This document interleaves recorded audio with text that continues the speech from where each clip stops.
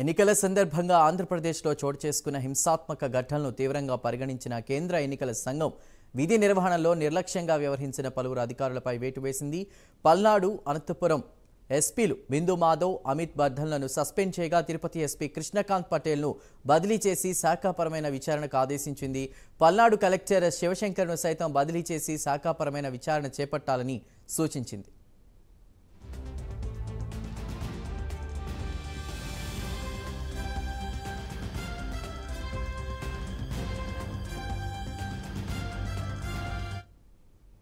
అలానే పల్నాడు, అనంతపురం, తిరుపతి జిల్లాలకు చెందిన 12 మంది పోలీసు అధికారులను సస్పెండ్ చేసి శాఖాపరమైన విచారణ నిర్వహించాలని పేర్కొంది.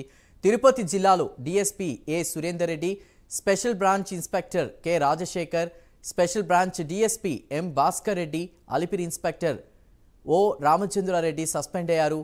పల్నాడు జిల్లాలో Gurazala DSP A Pallapuraju, Narasaraopet DSP VSN Varma, అదేవిధంగా inspector BSP K Prabhakar Rao, inspector DSP 2 E Balanagi Reddy, Karampudi SI M Ramanjaneyulu, Nagarjuna Sagar SI DV కొండారెడ్డిలపై కూడా వేటు పడింది.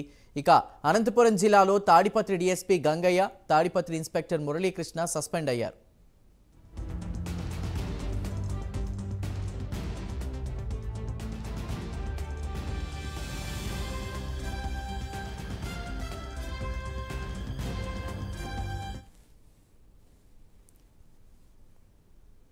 హింస చెలరేగేందుకు కారకులను గుర్తించేందుకు ప్రత్యేక దర్యాప్తు బృందం ఏర్పాటు చేసి 2 రోజుల్లోగా నివేదిక ఇవ్వాలని రాష్ట్ర ప్రభుత్వ ప్రధాన కార్యదర్శి డీజీపీలను ఆదేశించింది.